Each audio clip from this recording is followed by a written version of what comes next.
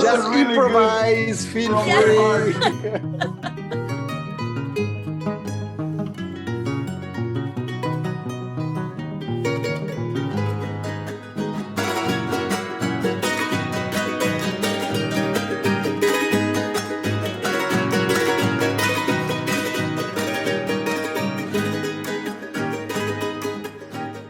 From my side, first, I have to say I am a huge admirer of Cuban music since ever.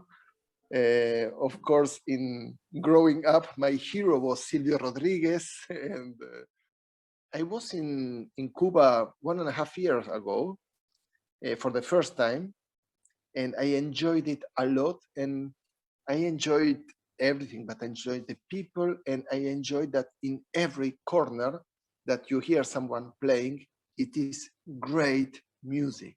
Really, there is no place in the world where music is so good in such a broad level. I can't imagine a Cuban player which isn't a great player. It's amazing. In my specific biography, I grew up doing two kinds of music parallel. My mother is a pianist, so it was normal to play classical music. My instrument was actually the cello. But my father comes from the Argentinian countryside, and he introduced me to all our folk music. And these were for me really like two complete different worlds. And only much later, studying Baroque music, I started to see how they really had so much to do with that, with each other. And of course, we have a colonial past, and that was already very exciting for me to see how do this music relate together. But the next step was that traditional music, being this just oral, giving it from one generation to the other, we were able to keep in traditional music a lot of information alive that we have lost in if you only look at a manuscript of Bach or Handel. So using that information to the information from traditional music to perform Baroque music, it opened my eyes a lot, because it is very concrete. It is about, when you go into the Baroque music school, they teach you about how important the downbeat is, and that you play the downbeat more and then the other lighter and this. And this is not at all the case when we play traditional music. Very often, we don't even play the downbeat. We just play the two, and the one is there, but you don't need to show everybody that it is there. The music happened somewhere else. And this was for me, in the moment I could get that together, hugely important. And then studying to music, colonial music doesn't mean that the origin of it is all in Spain, in our case. But the contribution of everything that happened in the American continent, and especially everything that happened through the music of the African slaves in South American continent, from Argentina to the very north of it. It is huge, and it is so clear when you see it, but still the European way of telling the history of culture doesn't speak about that. And the way in Argentina, we tell the history of the world from an absolutely Eurocentric way. So this is something that fascinates me a lot and makes me really fun of listening to, music from all over the world, and seeing how you have musical phenomena here and there that relate, and how did that happen? Who was first? And was this a communication that happens in 1600 or in 1700, or just in the 80s, through radio? Because you can also go very wrong assuming things.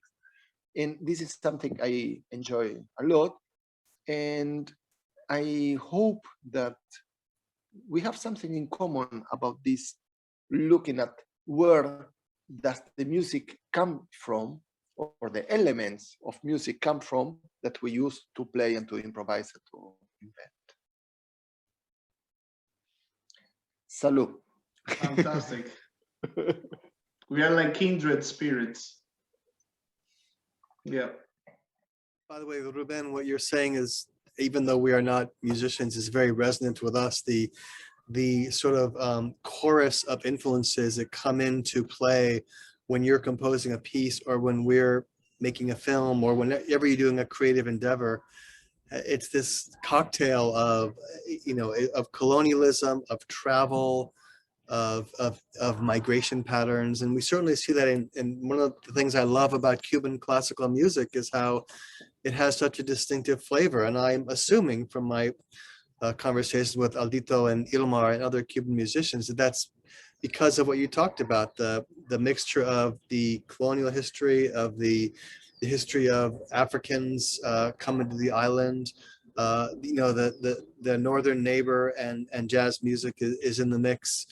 So we've had a few screenings this past weekend in which we had composers and journalists comment on the music, and the highest compliment we heard was that a composer who we really like and respect, who writes for film, says that he was sure that we must be musicians because of the way that we use music in the film. And I said, well, actually, we love music, but no, we're not. And then he gave me some examples, and I nodded as if that was my intention. There are two scenes in airports where Aldito and Ilmar are trying to connect, and it proves to be not so easy. And the piece I used in there has a very frenetic, high energy, and an unsettling feel to it. And I didn't realize at the time, what this composer pointed out to me, that it has an unusual time signature. La signatura de compás es, it's written in 7, right? He said it's 7/8, which I guess if you're a composer means something. And I guess it's a bigger question, Aldo, than just this one piece. But my question is, when you're composing a piece, do you approach questions like this from a theoretical point of view? Are you saying, I want this piece to have a certain feel, so I'm going to write it in 7? Or do the notes come first? Does the theory come first, or does the melody come first? Oh, definitely the melody comes first. The idea and the inspiration comes first in musical ways. I have never been a great theoretic in any subject.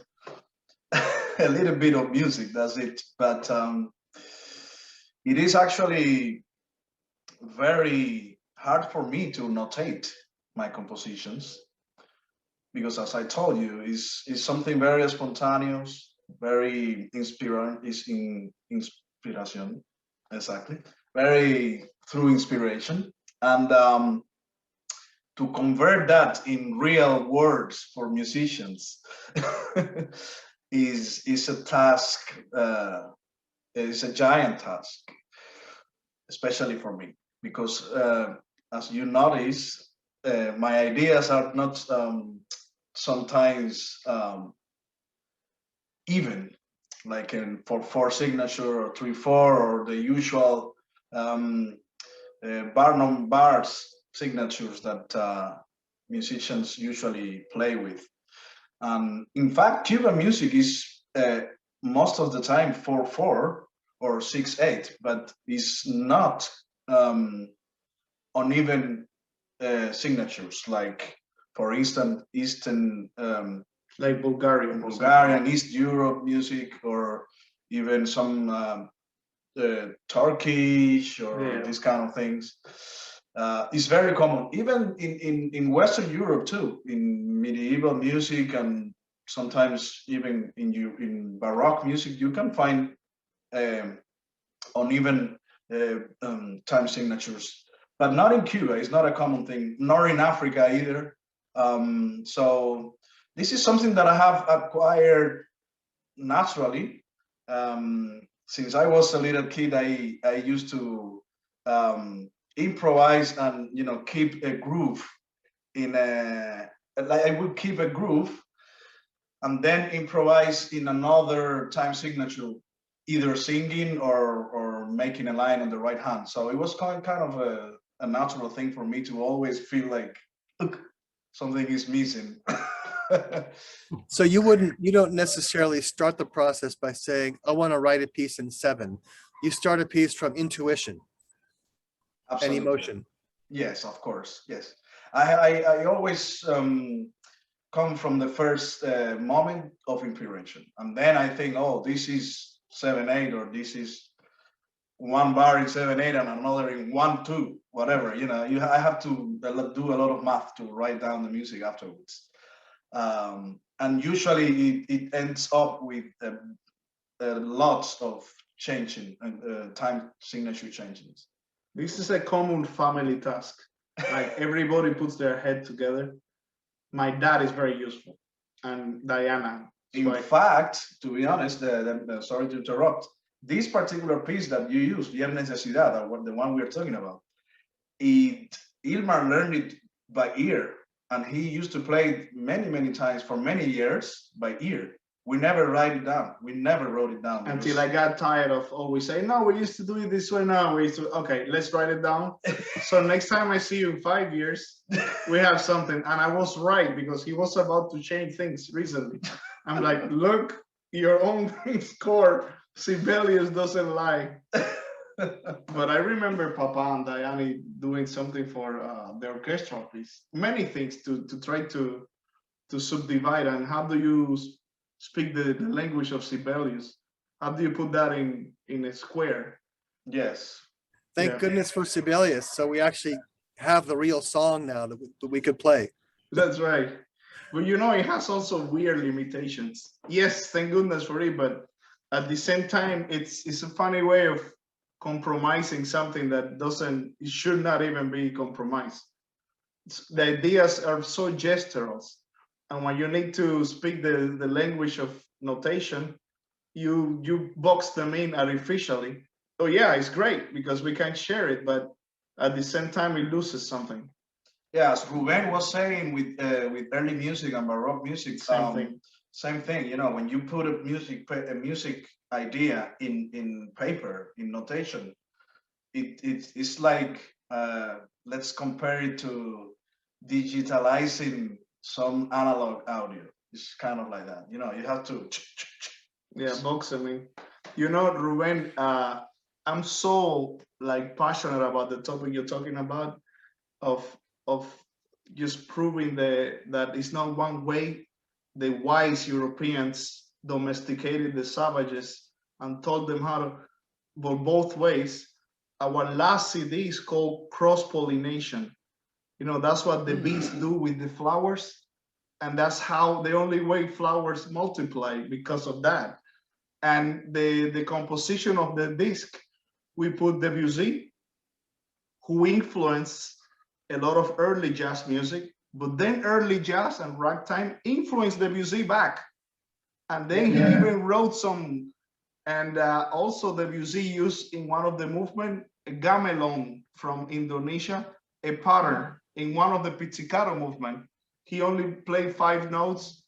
It's a groove. It's totally an indigenous groove. So come on, that's not European, and it's in one of the most famous quartets ever. And then we put one call by my father, which is just Afro-Cuban music translated to string quartet. And we ended up with Night in Tunisia. Dizzy Gillespie took the harmonies from the music. And the point we wanted to make is exactly what you're saying.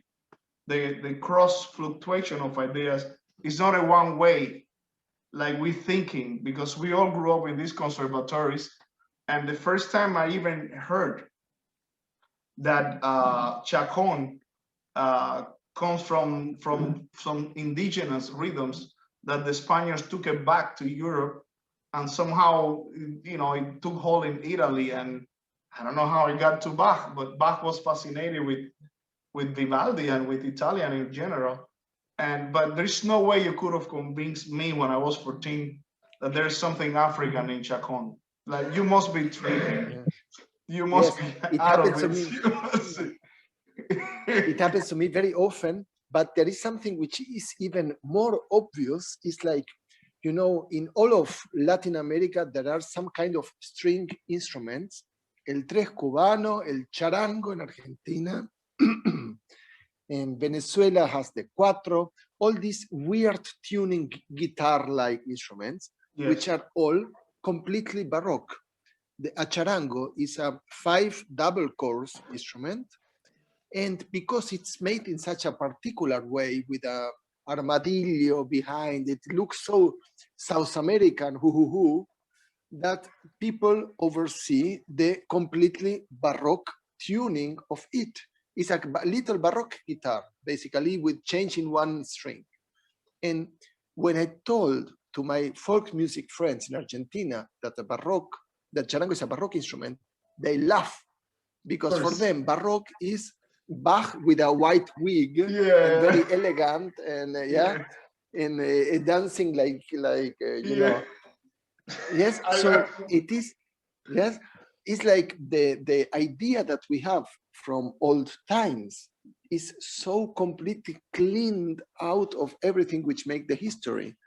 And what I find very moving is always is that the African people in South America, they were definitely the weakest part of the society, but rhythmically, they were not the weakest. And these rhythms came back, as you say, to Europe. So who conquered whom? No? Who was? Yes, and I think it's great. And there is another aspect that I love. And this is that if you think of church music before the discovery of the America, church music was all about singing a text and long notes and polyphony, completely intellectual, beautiful. But to play dance music in the church, the Inquisition would burn you, literally. But at the same time, the Spanish people in the Americas, they meet a new way of spirituality by these African slaves that were dancing and playing drums to their gods and not reciting verses of a holy book. And this, at the beginning, all these dances, the Sarabanda, the Chacon, the Pasacalle, and all of them, the Inquisition didn't want them to happen. And when they arrived to Spain, they were banned. You shouldn't play that. And still, they were so powerful and at the end so spiritual that they make all the way, as you say, through Spain to Italy and to France, and then until Johann Sebastian Bach, so that in the Bach Matthew Passion, or in the big cantatas, you find these very African rhythms. So over a long way, the Sarabanda, which is, I was in Cuba and I saw the representation of Sarabanda as one of the important palos. And in the Santeria, Sarabanda exists in the Santeria Cubana. With the same name, the same exact name? Sarabanda, I send you pictures, it's incredible. There is not the music to it because I couldn't find it, but I'm sure there's somewhere. So this Sarabanda came and conquered the most difficult place to come in, because the Inquisition was there, and that is the Western church music, the Christian church music. And so it is really mind-blowing, and let's do something about this together. Yeah, I'm all in.